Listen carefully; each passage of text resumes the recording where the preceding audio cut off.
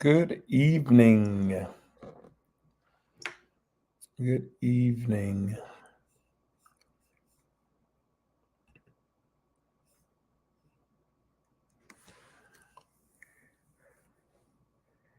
Good evening, everyone. Yeah, good evening. Can you all hear me?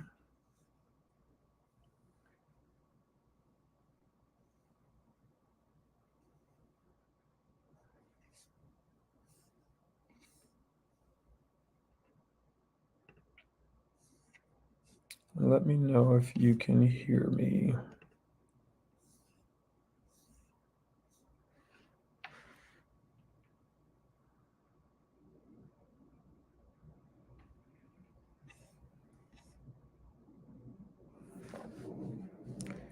Okay, thank you, Matt, for letting me know that you can hear me.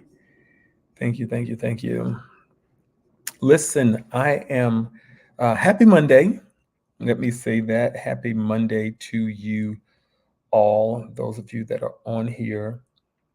Happy Monday. It is the 11th of March, and time has sprung forward, and the season is changing. I, I'm telling you, all of these things are, are signs and letting us know that life is moving, that there is movement. Um, Certainly, I am grateful and appreciative for all of my guests that were on for the month of February. And as we continue up until last week, talking about love, what does love have to do with it? And it has everything to do with it. And my guests that have come on so eloquently shared with us different perspectives of love. And I'm so grateful to God for my guests, Pastor Troy Barnes, Pastor Johnny Brown, and Lady Pastor, Sister Diane Jackson Barnes, who was on last week. And it has been a tremendous time that we've had conversing and dialoguing about love and the different perspectives and the takeaways I walked away with, and it's challenging me every day of my life. That love is going to cost me. Love is about movement. It's movement. It's action.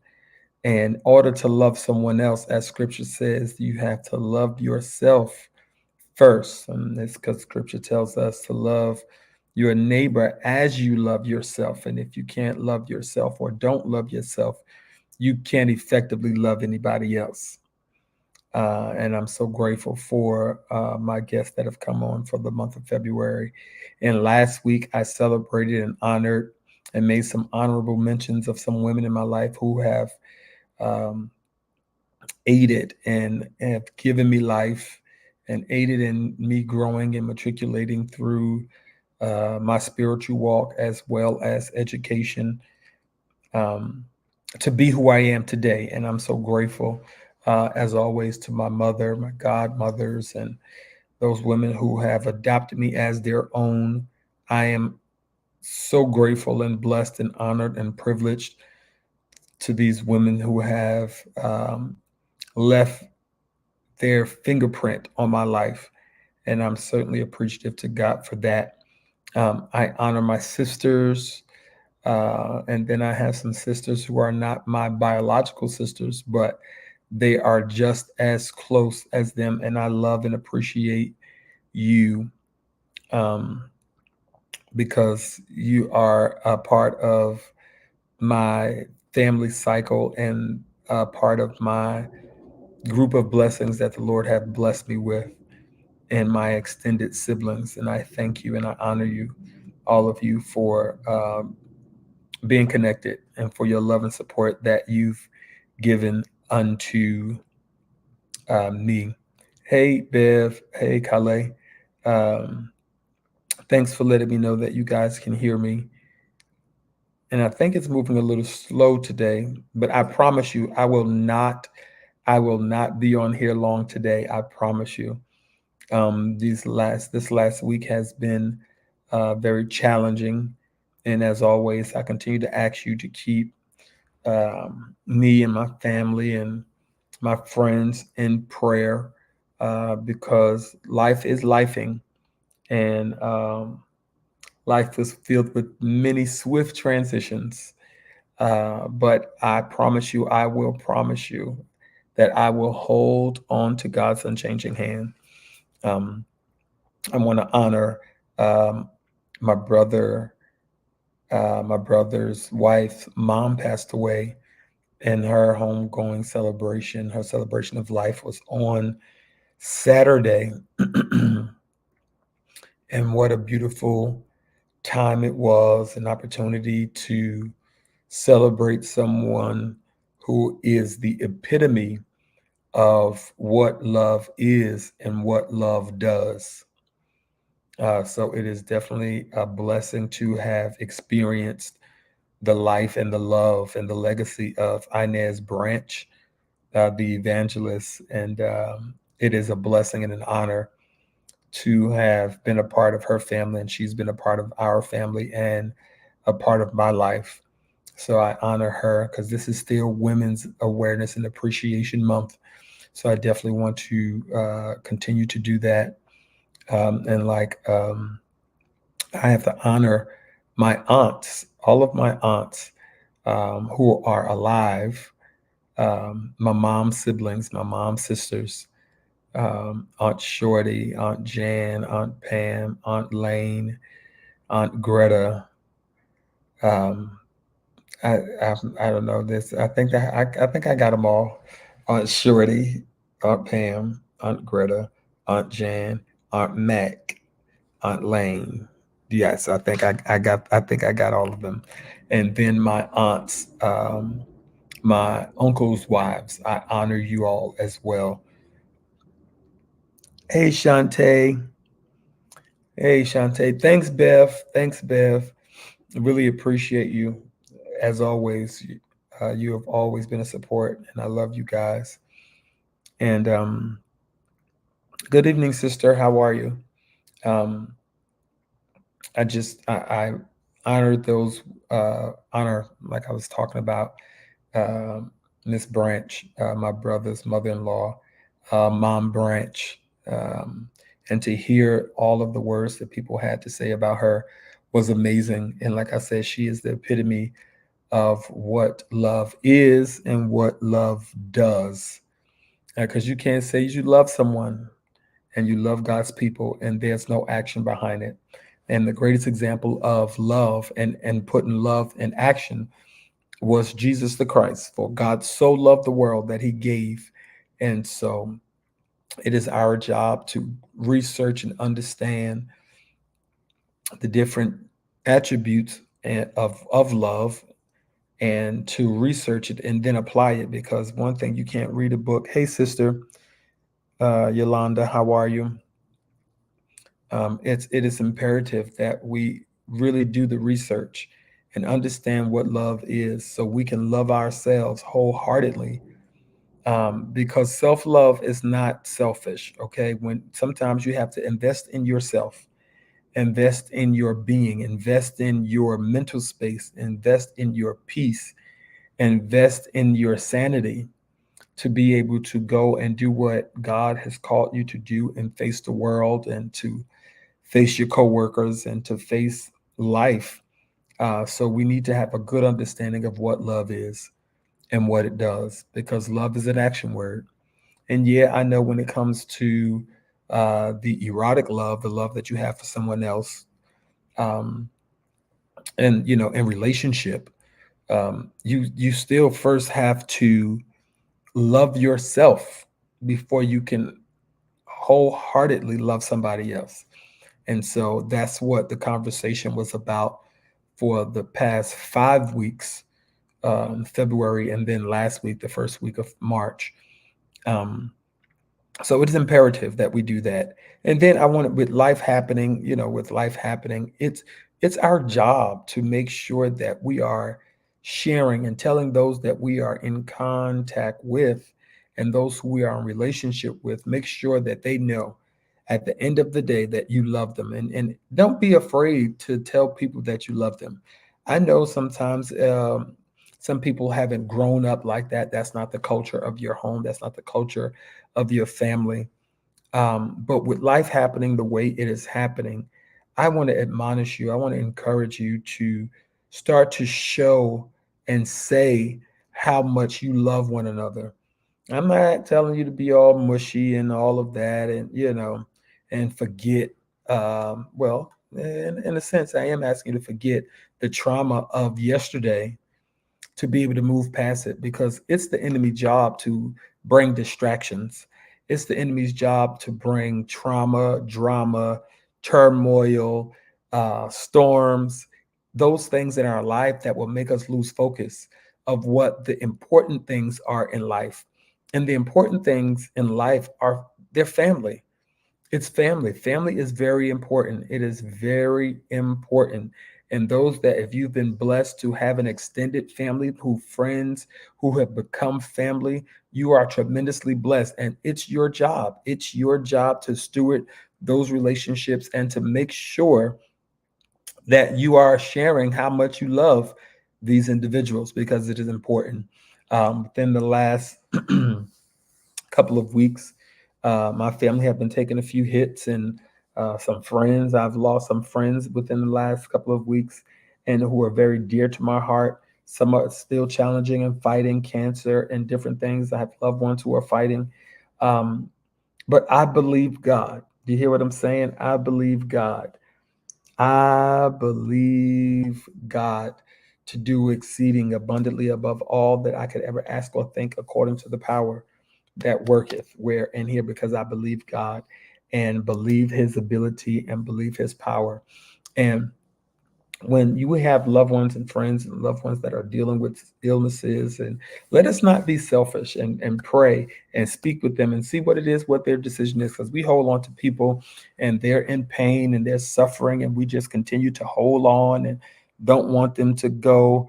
um, and I know it's the selfish part of us, it's the humanity part of us, that where we don't want to let go. But sometimes it's God's desire and plan for them to continue to live with him and to transition and to be with him, so there'll be no more pain and going through. So let us love wholeheartedly. Let us love wholeheartedly. Let's mean it. Let's forgive, and let's be all that God is calling for in these last and evil days. I'm excited about what God is doing, and I believe God for everyone that's on this live. I believe God to do exactly what you need Him to do, no matter what you're dealing with, what the circumstances are. God is able. All right, let me just share that God is able to do it. He's able to do it because He can handle it. He can handle it all. Um, And I wanted to come on and just share that with you. Um, like I said, this week has been challenging. The next couple of weeks are very busy. Oh man, Shantae, forgiveness is a big thing. Sometimes and let me stay here for a little bit. That unforgiveness can morph into other things in your body. There's symptoms, and it will manifest itself as a sickness in your body if you don't let it go, if you don't forgive. If you don't forgive, it will begin to manifest in your body as a sickness. And then you go into the doctor, going back and forth to the doctor, trying to figure out what's going on. They're trying to figure out what is happening in your life, trying to um, come to a diagnosis of what's going on. And they can't find it. It's stress. It's unforgiveness that we hold on to, and we will not let it go. But I admonish you to let it go. Um, Let it go. Let it go. Let it go. And let God be God. Let him heal you of those wounds. Let him heal you of your past trauma. Let him heal you of the drama that the people have caused. Forgive them that caused the drama and move forward. Because I say it all the time, forgiveness is always not for the other person. It is for you to have the ability to move forward. You can't allow people to hold space in your mind and in your emotions rent free. You know what I mean? We let these people hold spaces in our minds and our hearts because we won't forgive them. No, we got to let it go and move forward and let God be God. He has the ability to heal us, to set us free, to deliver us from all of these things, but we choose to hold on to it and wonder why we can't get healed, wonder why we can't become whole because it's this sickness, it's this stuff that we're holding on to. Past traumas, past hurts, past disappointments. Listen, those are not yours to carry. That's why scripture tells us, cast all of our care upon him, for he careth for us. He gives us a clean slate. He said, forgetting those things which are behind and press forward. He gives us the ability to unload all of this stuff on him. Give it to him, let him work it out. The him I'm talking about is God. Give it to the Lord and let him work it out. But we choose to hold on to it and it morphs into other things. And when you have the ability to let this stuff go and move forward, I'm telling you, you'll see a change in your body. You'll see a change in your body um, to get better, for the better. And so I want to encourage you to do so. I want to encourage you to forgive. And I know people talk about, oh, I'll forgive, but I won't forget. But that's not Bible because the Bible tells us that we have to forgive 70 times, 70 times, and that's daily. That's daily. And who are we to hold these past traumas and past hurts when the Lord has forgiven us? The Lord has forgiven us. So I want to encourage you. I really want to encourage you to get in a place where you can be able to forgive so we can move forward and release ourselves from all of this tension and strain and stress and these problems that we carry because because we decide to hold on to it. Um, the old hymn says, "Oh, what peace we often forfeit, all because we choose not to carry everything to God in prayer." And so these are the things we have to take to God in prayer. And I'm going back to um, journaling. When I talk about journaling all the time, you have to write this stuff out to give your mind space to be creative and to move forward and to be forward thinking. You need to journal. Get you a journal and write because sometimes there's some thoughts that you may have and some of them could be intrusive and some of just clear thoughts that will help you create and to brainstorm and to be creative. But we have so much going on in our head, we can't decipher through it. But writing in your journal gives you the ability to get that stuff out of your head and to move forward and to be able to be creative and to work through some of the stuff that you need to work through. So I want to encourage you to do so. Get back to journaling, get you a notebook, start writing, and you'll see. And then I love it when I go back to my journals and see what the Lord has done and the time periods and seeing, oh my God, I was here, but look where I am now. And to see growth and to see um, how God has changed your mindset, how God has changed, excuse me, see how God have changed your situation, to see how he's done that. So it's good to use it as a testimony.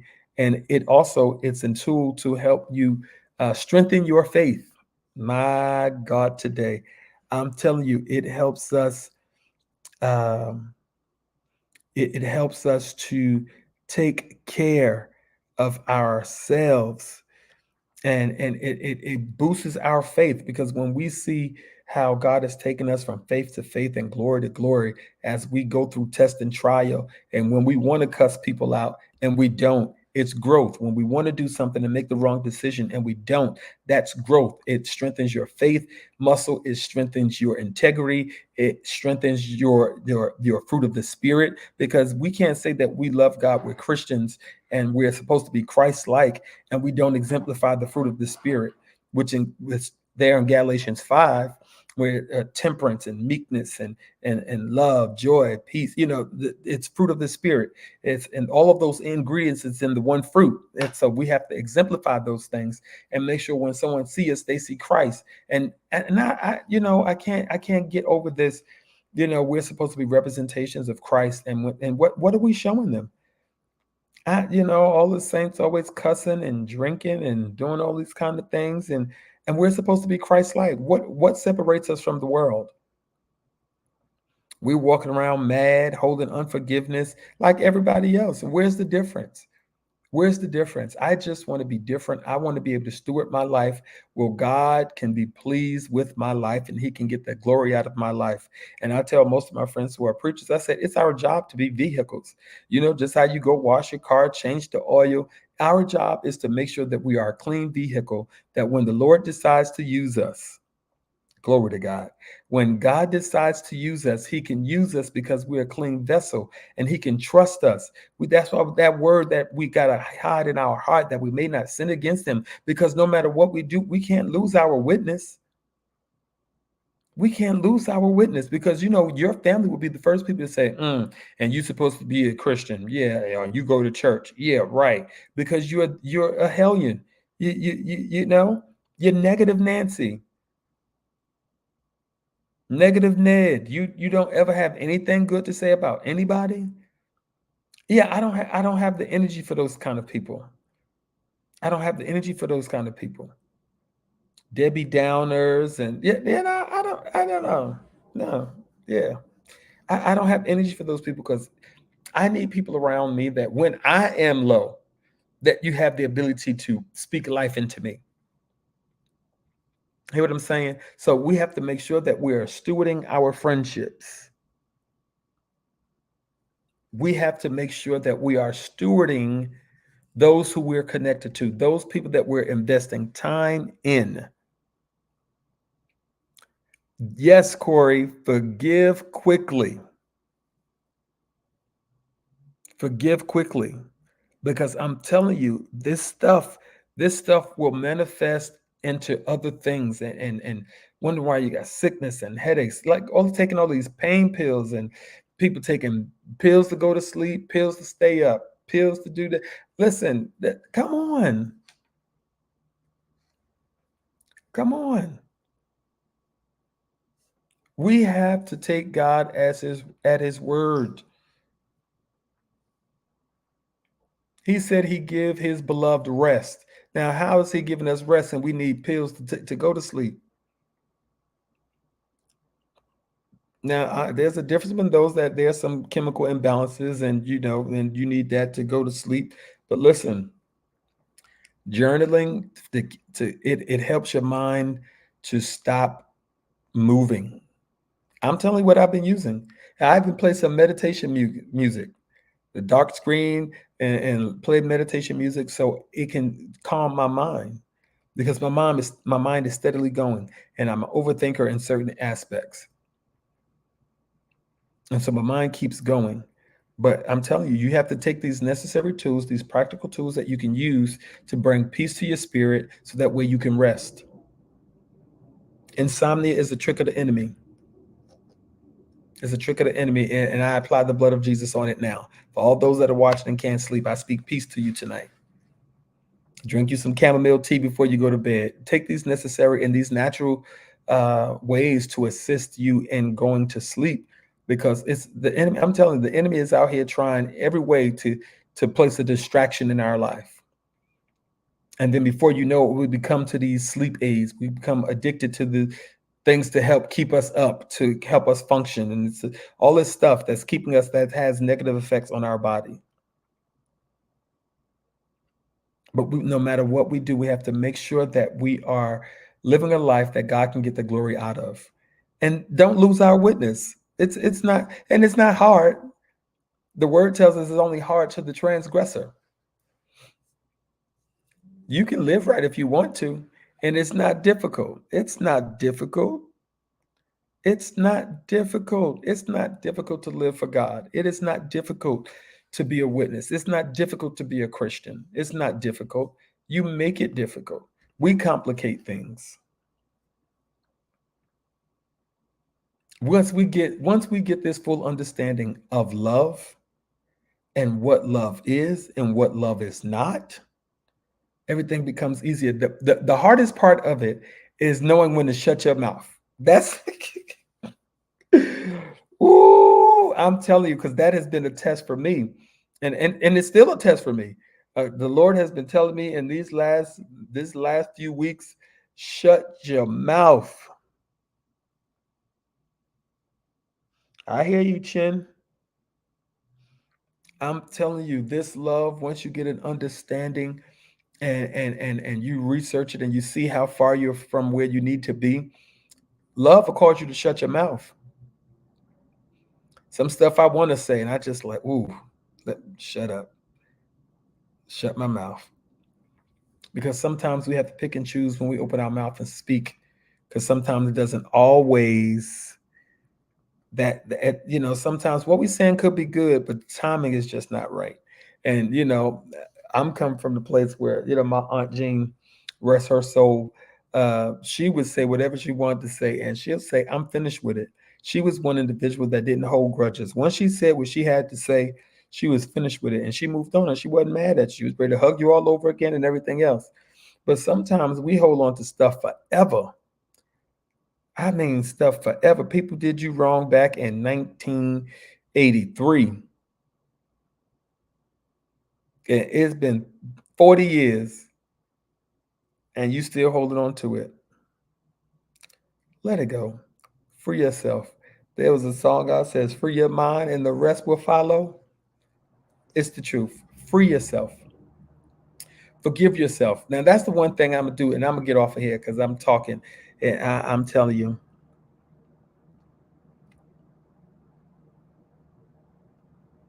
yep, listen, Shantae, my mother would tell me all the time about my mouth, because this mouth of mine, my Lord, the Lord is working on me. The Lord is truly working on me. He is truly working on me. Yes, Lord. The Lord is truly working on me in my mouth, and I'm learning to shut up and pick and choose when I say what I need to say. And in a time will come back around to allow me to say what I need to say and to sweeten my words and speak in a tone of love where it can be received. So I'm still working. The Lord is still working on me. He's still working on me. Um, but I got to learn how to fix my words. But I want to encourage you today. I want to encourage you today to love wholeheartedly. Don't be afraid to share with your loved ones how much you love them. And even someone walking in the street, I did this the other day, walking out of my building in the elevator. Young guy came in. I was like, "Hey, how you doing? How's your day going?" And he's like, "It just got better. Just someone asking me how my day was just made my day that much better." And I said, "Well, listen, I want you to have a great day, the rest of your day, and look forward to a better day tomorrow." And he was just like, "Can I just really say thank you? How that really blessed me." And it's just something so simple as that. You never know what people are dealing with in their mind, but just being nice and just telling people, I tell y'all all the time, it's good to tell people that you're proud of them, you believe in them, and you ain't got to know all the details, but somebody just need to hear that. Just need to know that there's somebody out there that believe in them, that they need to keep doing what they're doing, that you love them. Because I'm telling you, me and my siblings, most of the time when we're together and we're leaving or departing, we're going to say that we love each other. We're going to do that. Um, because that's just the culture of who we are, and how we were raised. That's just our culture. And of course, losing my parents and other family members, and I lost two siblings. um, of course, it's caused us to be even more affectionate and closer, because we're all we got. You know what I mean? So, and yeah, no, I'm not gonna get on here and act like we're perfect, because we're not perfect. We get mad with each other just like any other family, but we learn how to talk through it. We take our breaks and we talk through it, and we get back together. We don't let that much time to uh, lapse in between when we speak again. Like I don't know what it is to when people like, "Oh, I haven't spoken to my sibling uh, in months or years, or I haven't spoken to my mother in years or months. That I don't I don't understand that. I don't understand that. Um, because I we have to not allow uh, those things to separate us, because we're stronger when we're together, when we're unified. My God, today, let me say it again. We're stronger when we're unified, when we can have the same mind, and we can accomplish so much more together than we can separated and individualized. So I want to admonish you. I don't want to stay on here um, too long, um, but I thank you all for coming out. Hey, Gail, yes, it has been a minute. I pray that all has been well with you, and that you are living in the favor of God. It has been a while. Thanks for coming through. Hey, Andrew, Shantae, Chin, love you, boy. Um, love all of you. You all are so supportive and come. Bev, I love you. Love you, Grandma. My sisters, Kay and Yolanda, they're both here. Love y'all to the moon and back. Kale, love you, bro. Um, yeah, and thanks. That's what I wanted to. I want to encourage you. Oh man, Chen, I appreciate you for that. I appreciate you for that. Um, but people are really going through. People are really going through, and we are to be that light that shineth in darkness. And some people are going through some dark situations. And so I want to encourage you. Let's be light in darkness. That's what I want to encourage you. Hey, Danya, how are you? How you doing? So good to see you on here. So good to see you. But yeah, a lot of people are going through a lot. So let us be the light in dark places and spaces. And don't be afraid to get help, seek help, let somebody know that you're going through. Don't go through by yourself.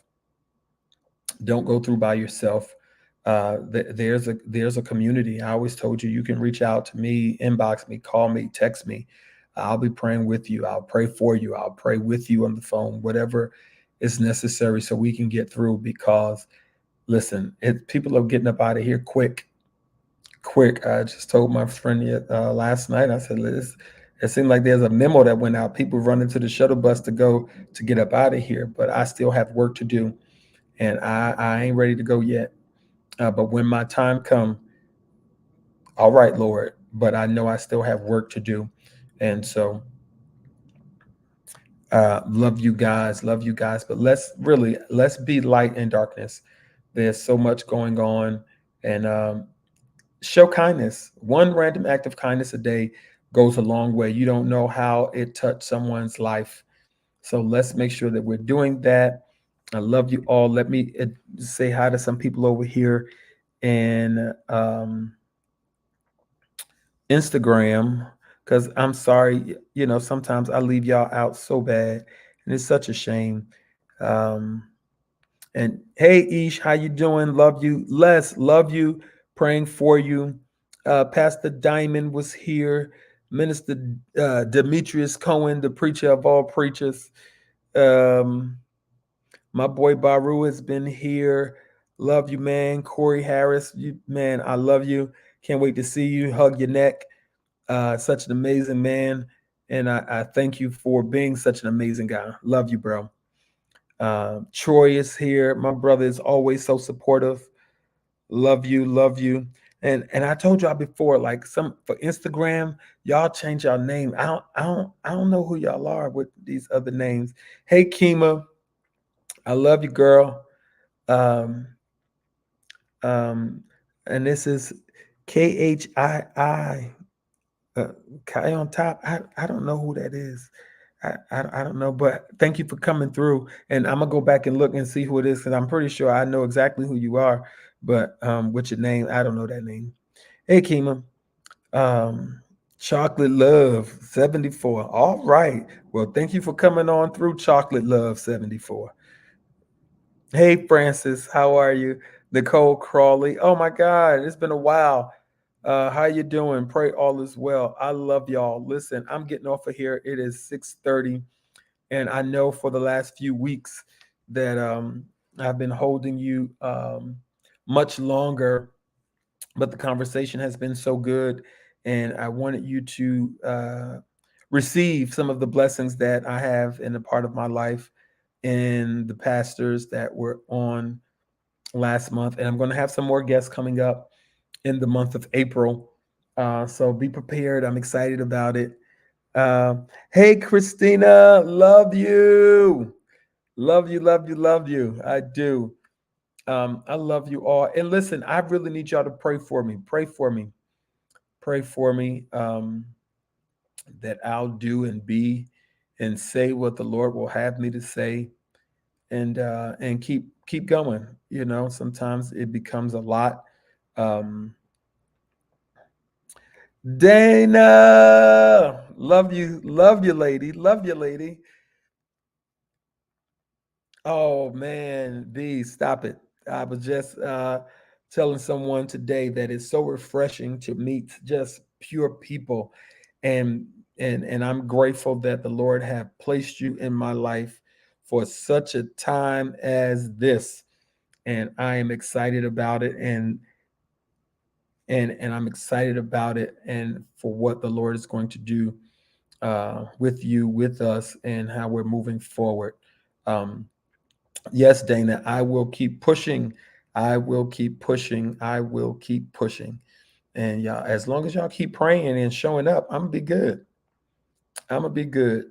So, like I said, I don't want to keep y'all. I'm gonna get off here and I'm gonna relax for the rest of the evening, find something to watch, or I know I got some work I need to do. I'm gonna do some writing, and I got a couple of things I need to take care of. But I love y'all with my whole heart, not the bottom. With my whole heart, and I pray that you all will enjoy the rest of your day and week, and that the Lord will do something miraculous for you this week, and you'll tell everybody that this is the doing of the Lord, and this is the God that we serve. Hey, Miss Sheila, how you doing? Um, and I'm praying that the peace of God will overtake all of you. Hey, Danya, love you too. You know it. You know it. You know it. You know it. Um, that the peace of God will overtake you, that the blessings of the Lord will overwhelm you. And I pray that it's something that I've said will help you change your perspective, which eventually will help you change your life, because all it takes is one moment and it can change your entire life. Love you much. Pray for me. I'm praying for you, and hope to see some of y'all soon that I haven't seen in a while, so I can wrap my arm around your neck and hug your neck and let you know how much I love you in person. All righty. Love you much. Enjoy the rest of your evening.